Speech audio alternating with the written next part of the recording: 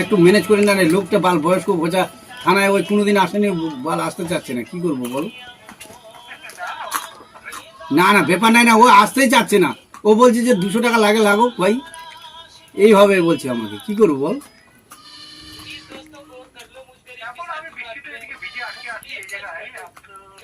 তুই দেখ চেষ্টা করে, হ্যাঁ লোকটা ছাড়াই যদি হয়ে যায় ভালো হয়। আসতে চাচ্ছে না, আমি বারবার রিকোয়েস্ট করেও আসতে চাচ্ছে না, কি করবো বল?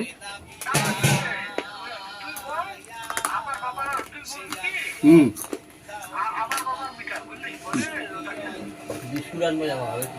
আর এখন আমার তখন যদি আমার আধার কার্ডটা চাইতো তাহলে তো আলাদা হয়ে যাবে রে। বাবার কার্ড যদি তোর আধার কার্ডটা দেখি তখন কি করবো?